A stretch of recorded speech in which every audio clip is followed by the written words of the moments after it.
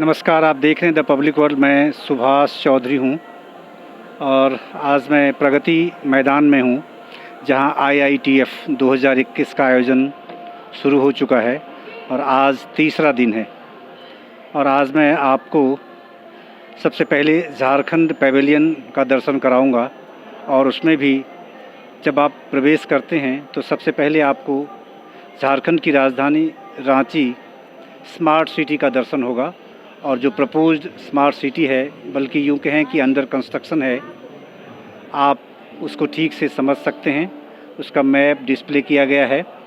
Each and every points are completely described in this form. और इसके बारे में डिटेल आपको पब्लिक रिलेशन ऑफिसर हैं जो स्मार्ट सिटी रांची अथॉरिटी से हैं, अमित कुमार जी, मैं उनसे बातचीत करूंगा और वो आपको इस स्मार्ट सिटी के बारे में डिटेल जानकारी देंगे। अमित जी, आपका बहुत बहुत स्वागत है। Thank you. पब्लिक वर्ल्ड पर थोड़ा सा आप मुझे इस जो मैप आपने रांची स्मार्ट सिटी से संबंधित जो डिस्प्ले यहाँ किया हुआ है लोगों को देखने की दृष्टि से जी, और वो अंडर डेवलपमेंट है। जैसे कि जानकारी में है कि सेंट्रल गवर्नमेंट और स्टेट गवर्नमेंट दोनों मिलकर इस स्मार्ट सिटी को डेवलप कर रही है। बिल्कुल। तो इस प्रोजेक्ट के में इसके पीछे आशय क्या है, और दूसरा ये जो आपने मैप यहाँ डिस्प्ले किया है, इसके थोड़े से आप अगर पूरा डिस्क्राइब करें इसके पॉइंट्स को ठीक से, जिससे कि लोगों को समझ में आए। अगर कोई इन्वेस्टर्स ऐसा हो सकता है, क्योंकि इसमें कमर्शियल आस्पेक्ट भी देखने को मिल रहा है, इंस्टीट्यूशनल आस्पेक्ट्स भी इसमें देखने को मिल रहा है। तो थोड़ा सा उसको आप अगर आप अपने शब्दों में डिफाइन कर पाएँ और इसको डिस्प्ले करते हुए। देखिए, आपके दर्शकों को हम बताना चाहेंगे कि ये जो सिटी आप दिखा रहे हैं अपने वीडियो के माध्यम से, तो ये बिल्कुल हार्ट ऑफ द सिटी है रांची का। क्योंकि रांची में जो भी लोग गए होंगे वो जानते होंगे, जो झारखंड सचिवालय है और उसके आसपास का इलाका जो HEC धुरवा का इलाका है, वहाँ पर एक खाली ज़मीन HEC के पास थी, लगभग 650 एकड़ के आसपास। उस ज़मीन पर हम इस शहर का निर्माण कर रहे हैं। ये जो डेवलपमेंट हो रहा है, इसमें सेंट्रल गवर्नमेंट और राज्य सरकार दोनों की सहभागिता है। स्मार्ट सिटी मिशन के तहत रांची का चयन हुआ था, जिसमें आप जानते हैं कि 100 शहरों का चयन हुआ है, लेकिन रांची और अमरावती 2 ऐसे शहर हैं जो ग्रीनफील्ड सिटी के रूप में डेवलप हो रहे हैं, जो कि बिल्कुल एक नई ज़मीन पर नए शहर का विकास हो रहा है। ये जो आपने बताया फैक्टर ग्रीनफील्ड सिटी के रूप में डेवलप हो रहा है जी, what do you mean by this greenfield? क्या उसकी बेसिक कंसेप्ट क्या है इसके पीछे? ग्रीनफील्ड का कंसेप्ट ये होता है डेवलपमेंट के क्षेत्र में कि एक नई ज़मीन पर जहाँ पर कोई स्ट्रक्चर पहले से ना हो, खाली पड़ी ज़मीन पर नए शहर का जब विकास हम करते हैं, उसको ग्रीनफील्ड सिटी बोलते हैं। अगर कोई पुरानी शहर है और उसमें कुछ तोड़ फोड़ या कुछ डेविएशन को हटा के शिफ्ट करते हैं, उसको हम ब्राउनफील्ड कहते हैं। तो ये ग्रीनफील्ड सिटी है, बिल्कुल एक नए शहर का विकास हो रहा है, नए प्लानिंग के तहत हो रहा है। इसमें अगर इंफ्रास्ट्रक्चर की बात करें तो 80% काम road, drainage, utility services, light, बिजली, पानी, जो भी बुनियादी ज़रूरत की चीज़ें हैं, उसका 80% काम हो चुका है। अगले 4-5 महीने में ये काम पूरा हो जाएगा और देश की बड़ी कंपनी इसमें काम कर रही है। हमने टेंडर के माध्यम से इनवाइट किया था कंपनियों को, जिसमें L&T इस इंफ्रास्ट्रक्चर का काम कर रही है। तो इसके गुणवत्ता पर कोई सवाल नहीं उठ सकता है।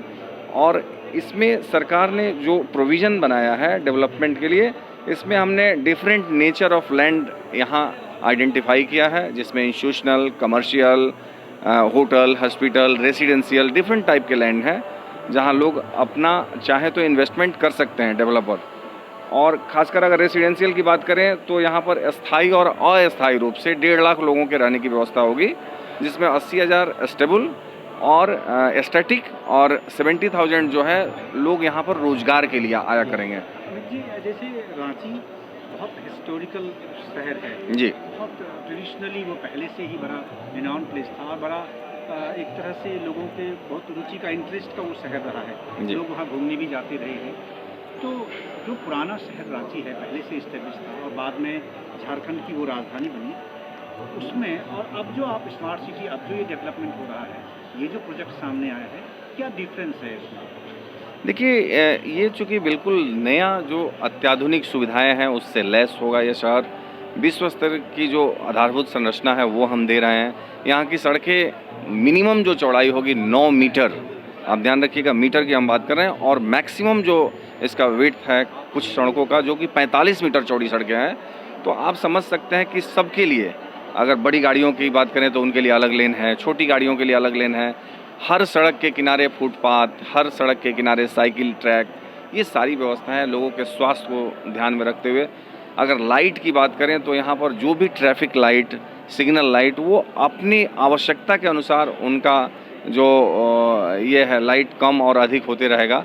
तो ये सारी व्यवस्था यहाँ पर रखा गया, जो कि पुराने शहर में हम चाह कर भी, हालांकि सरकार ने पिछले 20 साल में, इस राज्य गठन के बाद 21 साल में कई बड़े काम किए हैं और पुराने शहर में भी कई बदलाव आया है, लेकिन नया जो शहर बिल्कुल नए ज़मीन पर बन रहा है, तो इसकी बात ही कुछ अलग होगी। जैसे आपने दो उसमें एस्पेक्ट्स आपने गिनाए हैं, कमर्शियल और इंस्टीट्यूशनल, जैसा मैं समझ रहा हूँ, और तीसरा आपने हॉस्पिटलिटी की बात की है। तो कमर्शियल और इंस्टीट्यूशनल पर्पस से अगर कोई व्यक्ति आपके यहाँ इन्वेस्ट करने जाता है या किसी प्लॉट की दृष्टि से अगर वो जाना चाहता है वहाँ, तो उसके लिए क्या क्या खास क्या व्यवस्था है उसमें? क्या उसमें कोई ऐसा डिस्काउंट की व्यवस्था भी है इस तरह की? कोई इसमें सब्सिडी भी दी जाती है स्टेट गवर्नमेंट की ओर से? प्लॉट अलॉटमेंट की मैं बात कर रहा हूँ। और दूसरा, एक सबसे बड़ी समस्या इन्वेस्टर्स के लिए होती है, किसी भी स्टेट में अगर आप जाएं तो, यहाँ तक कि सेंट्रल लेवल पे भी, कि जो इन्वेस्टर्स जाते हैं उनकी फाइलें बड़ी धीमी गति से क्लियरेंस होती है और इन्वेस्टमेंट इतनी देर हो जाती है कि व्यक्ति की जो प्रोडक्टिविटी है उसकी इन्वेस्टमेंट का, वो एक तरह से बहुत जीरो पे चला जाता है और बहुत माइनस में जाने लगता है। तो लोग परेशान होते हैं इस बात से। तो ऐसा उसमें क्या खास है उनके लिए, कमर्शियल एंड इंस्टीट्यूशनल बोथ, जो कि स्टेट गवर्नमेंट ने वैसी कोई फैसिलिटी देने की कोशिश शुरू की है? देखिए, अगर जो भी टेक्निकल पीच आते हैं उसको लेकर माननीय मुख्यमंत्री ने कई इन्वेस्टर्स मीट में, वो बाहर भी आए थे, इवन दिल्ली में भी आए थे, उनका लोगों से आग्रह भी है मुख्यमंत्री जी का कि सिंगल विंडो सिस्टम है और कहीं कोई दिक्कत खासकर हमारे झारखंड में नहीं है, इसलिए इन्वेस्टर्स को उसकी चिंता करने की ज़रूरत नहीं है। बात रही अगर स्मार्ट सिटी की, तो स्मार्ट सिटी का एग्जाम्पल हम दे रहे हैं आपको कि पिछले दिनों फर्स्ट फेज़ का जब हमने ऑक्शन निकाला था, उसमें 9 बड़े प्लॉट हमारे, 6 रेसिडेंशियल के और 3 मिक्स यूज के, यानी कि टोटल करीब 60 एकड़ के आसपास लैंड का ऑक्शन हुआ 4-5 महीना पहले। उनको सभी लोगों को उसका प्रोविजनल अलॉटमेंट लेटर मिल गया। उन्होंने भी 3 मंथ्स में जो पैसा जमा करना था वो किया और वो प्रक्रिया में है, चूँकि 1 साल का उनको समय दिया गया है और इस बीच वो चाहे तो अपना जो डॉक्यूमेंट क्लियर कराना है वो करा सकते हैं, तो वो दिक्कत नहीं है। अगर इंस्टीट्यूशनल की आप बात कर रहे हैं तो हमारे स्मार्ट सिटी में ये प्रोविज़न रखा गया है कि सब्सिडाइज रेट पे, एक एग्जाम्पल के तौर पे आप समझ सकते हैं कि रेसिडेंशियल में लगभग 6.25 करोड़ रुपया एकड़ हमारा लैंड का बेसिक रेट है, उसके ऊपर ही ऑक्शन होगा। इसी तरह अगर कमर्शियल की बात करें तो 13 करोड़ से ज़्यादा उसका रेट रखा गया है, लेकिन पर एकड़ की बात कर रहे हैं। लेकिन एजुकेशनल की बात करें, इंस्टीट्यूशनल की बात करें तो मात्र 2.25 करोड़ रुपया एकड़ रखा गया है। तो आप समझ सकते हैं कि सरकार एजुकेशन हब बनाने को लेकर कितनी संवेदनशील है रांची को लेकर। कुल मिला के अगर 60% सब्सिडी इसमें दी, बिल्कुल बिल्कुल बिल्कुल, ये आप कहना चाहते हैं कि जो अभी प्रेजेंट मार्केट वैल्यू उसका है उसके हिसाब से इतना सब्सिडी दिया? इसका एक और कारण है कि जब स्मार्ट सिटी का चयन हुआ था तो उसमें हम लोगों ने ये दिया था, हमारा यही राज्य सरकार की परिकल्पना थी और उसी पर राज्य सरकार आगे बढ़ रही है कि यहाँ पर एजुकेशन हब को विकसित किया जाए, रांची को एक एजुकेशन हब के रूप में विकसित किया जाए। इसी पर हमारा काम चल रहा है, इसी पे फोकस है स्मार्ट सिटी का। रांची तो पहले से भी एकेडमिक पॉइंट ऑफ व्यू से बड़ा बेस्ट प्लेस माना जाता है। बिल्कुल अच्छा है, इसीलिए हम चाह रहे हैं कि और इम्प्रूव हो। अगर मौसम की बात करें और एजुकेशन की बात करें तो रांची पहले से ही अच्छी है, लेकिन और उसको बेहतर बनाने के, चूँकि चैलेंजेस बढ़ रहे हैं और पूरे नेशनल लेवल पे, इंटरनेशनल लेवल पे अगर हमको उस चैलेंज का मुकाबला करना है तो हमें और अधिक सुविधा देनी होगी। थोड़ा सा ये जो मैप है स्मार्ट सिटी का जी, आप मुझे थोड़ा सा इसे थोड़ा डिस्क्राइब कर दें और इसमें पिन पॉइंट करते हुए कहाँ कहाँ क्या चीज़ें हैं जो इसमें डिस्प्ले किया गया है। ये जो शहर है बिल्कुल हार्ट ऑफ द सिटी है, ये नया जो इलाका दिख रहा है, यहाँ पर सबसे पहले आपको दिखाना चाहेंगे कि ये जो मार्ग है ये बिल्कुल हमसे सटा हुआ 1 किलोमीटर की दूरी पे, मैक्सिमम 1 किलोमीटर होगा, JSCA इंटरनेशनल स्टेडियम यहाँ है, जहाँ पर तमाम कई इंटरनेशनल मैच हुए हैं। दूसरी तरफ अगर आप देखेंगे तो हमारा अभी ये जो स्टेडियम है ये इसमें इंडोर भी है आउटडोर दोनों है? नहीं, ये क्रिकेट स्टेडियम है, इसके बाद आप देखिए यहाँ दिखेगा प्रोजेक्ट भवन। प्रोजेक्ट भवन हमारा अभी राज्य सचिवालय है और इससे आप समझ सकते हैं कि बिल्कुल राज्य सचिवालय से सटा हुआ बाउंड्री है। और आपको एक और नई चीज़ बता दें आपको कि माननीय मुख्यमंत्री जी की इच्छा थी और उस पर काम भी शुरू हो गया है। ये जो अर्बन सिविक टावर दिख रहा है इसके ठीक बगल में ये कन्वेंशन सेंटर का प्लॉट था जो कि कमर्शियल प्लॉट था, लेकिन यहाँ पर अब सचिवालय बनेगा। यानी कि अपने आप में इस सिटी का वैल्यू आप समझ सकते हैं कि जहाँ राज्य सचिवालय होगा कितनी बड़ी बात होगी इस शहर में रहने वाले लोगों के लिए। हाई सिक्योरिटी जोन होगा ये शहर। तो ये हो गया। यहाँ पर जो वाटर सप्लाई हमारा न्यू सेक्रेटेरिएट बनाने का प्रपोजल है क्या उसका? बिल्कुल बिल्कुल। यहाँ चूँकि पुराना बिल्डिंग था ये HEC का, तो अब हम नया सचिवालय भी इसमें लेकर आ रहे हैं। तो कहीं ना कहीं इस शहर का और भी आप कहें तो उसका वायबिलिटी कहीं ना कहीं ये अच्छा हो जाएगा। आप दूसरी तरफ अगर आपको दिखाएं तो वहाँ पर हटिया स्टेशन है जो कि एक मेन स्टेशन है, उसका भी एक्सेस स्मार्ट सिटी में है। पुराना विधानसभा भी बिल्कुल सटा हुआ है और नई जो विधानसभा बनी है अभी 2 साल पहले लोकार्पण हुआ, तो वो विधानसभा भी बिल्कुल बगल में है। तो बिल्कुल ये जो इलाका है पहले से ही काफ़ी पॉश इलाका था और उसमें स्मार्ट सिटी के आ जाने के बाद ये इलाका और भी अच्छा हो जाएगा। टोटल एरिया कितना है ये? 656 एकड़ लैंड पर ये डेवलपमेंट हो रहा है, लेकिन एडजॉइनिंग जो इलाका है आप देखेंगे तो HEC का इलाका है जो पहले से प्लान्ड सिटी के रूप में HEC ने डेवलप किया था। तो कुल मिलाकर देखें तो हमें लगता है कि अब लगभग 3-4 हज़ार एकड़ का जो इलाका है सारा का सारा स्मार्ट हो जाएगा। तो इस स्मार्ट सिटी के आने के बाद ये पूरा इलाका जो है नई प्लानिंग के तहत ये विकसित होगा और ये जो एरिया है खासकर इसमें पूरे इलाका का एक कह सकते हैं कि शॉपिंग, मार्केटिंग, इंस्टीट्यूशनल ये एरिया हो जाएगा। जैसे अंडरग्राउंड सर्विसेज की बात होती है या फिर आउटडोर सर्विसेज की बात होती है, उस दृष्टि से ये कितना स्मार्ट होगा अगर टेक्निकल पॉइंट ऑफ व्यू से देखिए? क्योंकि ज़्यादातर जो सर्विसेज हैं आज की तारीख में इंडिया के लगभग सभी बड़े शहरों में, जो आप देखें मेट्रो सिटीज़ में या स्टेट कैपिटल्स में, वहाँ आपको अक्सर बाहर से सर्विसेज दिए गए हैं। चाहे इलेक्ट्रिसिटी की बात करूँ मैं, चाहे टेलीफोन की बात करूँ या दूसरे और जो सर्विसेज हैं उसकी बात मैं कर रहा हूँ। तो उस दृष्टि से ये कितना स्मार्ट होगा? देखिए ये जो हमारा इलाका है 650 एकड़, इस इलाके में जो भी light, traffic signal, optical fibre, drinking water, जो भी वायर या केबल या पाइप लाइन जा रहा है वो डक्ट के अंदर नीचे से जा रहा है। अगर कभी उसकी मरम्मती की भी ज़रूरत है तो आपको रोड की खुदाई करने की ज़रूरत नहीं है। और हमारा स्मार्ट सिटी का मैंडेट था कि इसमें कहीं भी ओवरहेड वायर नहीं होगा। तो आप समझ सकते हैं कि कहीं भी यहाँ पर एक पोल और लाइट के अलावा कुछ भी बाहर नहीं दिखेगा, उसका केबल नहीं दिखेगा आपको। ये एक अच्छी बात है सिक्योरिटी पॉइंट ऑफ व्यू से भी। ये स्मार्ट होगा यानी देखने में भी स्मार्ट, मतलब अगर बिल्कुल विजिट करता बिल्कुल बिल्कुल सुविधाएं भी स्मार्ट होंगी। और आपको अगर ट्रैफिक की बात करें या ट्रांसपोर्ट की बात करें तो हर 300 मीटर पर किसी भी व्यक्ति को 300 मीटर से ज़्यादा वॉक नहीं करना पड़ेगा। आप चाहें तो पब्लिक ट्रांसपोर्ट की व्यवस्था वहाँ पर होगी, इसकी व्यवस्था यहाँ की गई। अभी आज तीसरा दिन है ये स्ट्रीट फेयर का, तो कैसा रिस्पांस है? क्योंकि झारखंड के लोग भी बड़ी संख्या में दिल्ली NCR में रहते हैं, चाहे वो वर्किंग पीपल हों या बिजनेस एस्पेक्ट से रहते हों, तो कैसा रिस्पांस है? देखिए रिस्पांस को अगर 2 प्रकार से हम देखें, एक तो वो लोग जो इन्वेस्टमेंट के पर्पज़ से यहाँ आते हैं, जानकारी लेते हैं और ब्रोशर लेते हैं, हमारा कार्ड लेते हैं, अपना कार्ड देते हैं, उसमें भी कई लोग आए हैं यहाँ पर, बड़ी कंपनियों के लोग। लेकिन बड़ी संख्या में वैसे लोग जो इसको देखकर प्रभावित होते हैं और वो पूछते हैं कि क्या हमारे लिए यहाँ पर फ्लैट या कुछ मिल सकता है क्या? हम लोग बताते हैं कि बिल्कुल, जब डेवलपर बना रहे हैं तो आपको ही मिलेगा, क्योंकि आपके लिए बन रहा है।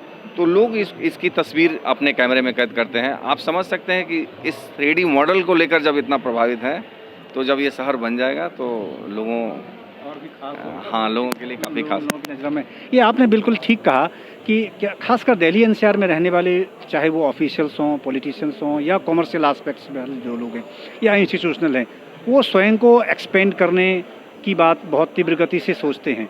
तो वैसे में क्योंकि दिल्ली जो देश की राजधानी है और यहाँ से ऑलमोस्ट 2000 किलोमीटर के आसपास रांची का लगभग, अगर आप बाई ट्रेन या बाई रोड अगर आप देखें तो ऑलमोस्ट इतना ही पड़ता है। तो ये यहाँ का व्यक्ति वहाँ इन्वेस्ट करने क्यों जाए? देखिए, दिल्ली से अगर बात करें तो 1000 से 1200 किलोमीटर के आसपास, थोड़ा 2000 ज़्यादा हो जाएगा। मतलब मैंने एक लमसम लिया कि जैसे अगर आप बिहार की किसी भी शहर में जाएं तो 1400, 1500, 1300 इस लगभग किलोमीटर के आसपास आता है।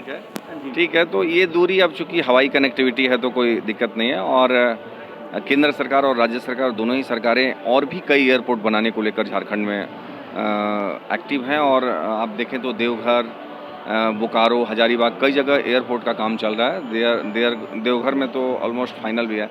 रांची में तो एयर कनेक्टिविटी पहले से थी और बेहतर हुई है।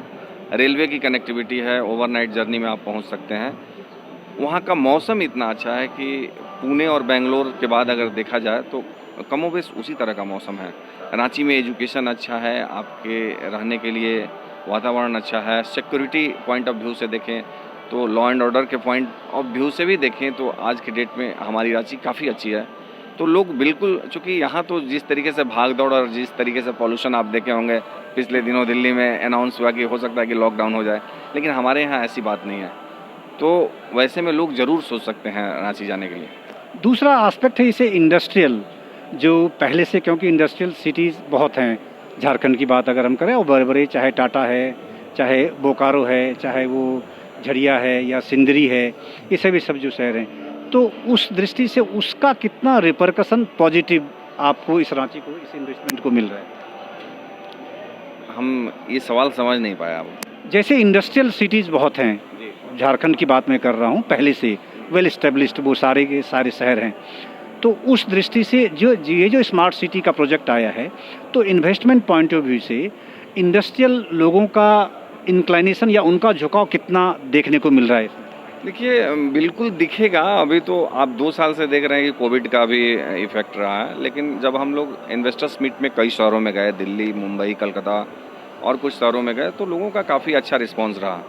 और फर्स्ट फेज़ में जब ऑक्शन हुआ तो कई बाहर के लोग आए भी थे, लेकिन थोड़ा हमारा कंडीशन बहुत टाइट था, जिसमें अब होता क्या है कि एक प्रोजेक्ट पे 2 लोग आए, 2 कंपनी आई, लेकिन हम नहीं, उनको वहाँ ऑक्शन नहीं कर पाएंगे क्योंकि उसमें कम से कम 3 बीडर होने चाहिए। तो ये एक बात है। चूँकि देखिए, इंडस्ट्रियल सिटी और एक रहने के लिए सिटी, रांची कैपिटल है, किसी भी इंडस्ट्रियलिस्ट को पहले रांची जाना है हर काम से, तो वहाँ एक चाहता है कि व्यक्ति की रहने का घर हो, वहाँ की जो व्यवस्था है उनको कहीं ना कहीं वहाँ से होकर ही जाना है। यानी आप ये कहना चाहते हैं कि इंडस्ट्रियल एक्टिविटी के लिए जो स्पेसिफिक इंडस्ट्रीज़ या इंडस्ट्रियल सिटीज़ हैं वो उसके लिए है, और उसके बाद अगर वो पीसफुल लाइफ उस बीच में अपना बिताना चाहे तो उसके लिए वो रांची को ऑप्ट कर सकता है? नहीं, और उनको जाना भी रांची होकर है, तो हर समय वो हो सकता है कि अगर शाम को पहुँचते हैं, उनको दूसरे शहर में जाना है, तो अपना घर है। यानी कमर्शियल एक्टिविटीज़ में भी वो स्टे करने की दृष्टि से भी वो उनके लिए एक बेस्ट प्लेस हो सकता है? बिल्कुल हो सकता है। हालांकि हम इस क्षेत्र के लिए बात कर रहे हैं कि यहाँ पर हम इंडस्ट्रीज खोलने की इजाज़त नहीं देंगे, वो प्रोविज़न नहीं है। बट कोई भी इंडस्ट्रियलिस्ट का यहाँ एक ऑफिस हो सकता है। जो भी कमर्शियल प्लेस हैं या जो इंस्टीट्यूशनल प्लेस है, हमारा अर्बन सिविक टावर का निर्माण हो रहा है, जहाँ चाहे तो तमाम कारपोरेट के ऑफिस हो सकते हैं, गवर्नमेंट के ऑफिस हो सकते हैं। तो वो संभावनाएँ तो हैं, लेकिन अब इस शहर में इंडस्ट्रीज अगर कोई लगाना होगा तो उस पर रोक है। धन्यवाद अमित जी, आप बहुत डिटेल में आपने जानकारी दी और रांची स्मार्ट सिटी के बारे में आपने विस्तार से समझाया हमारे दर्शकों के लिए, और मुझे उम्मीद है कि हमारे दर्शकों को इससे बहुत फ़ायदा होगा, खास करके कॉमर्शियल और इंस्टीट्यूशनल एक्टिविटीज़ की दृष्टि से अगर वो उस तरफ मूव करना चाहते हैं तो ये शहर उनके लिए बेहद अनुकूल साबित हो सकता है। धन्यवाद आपका।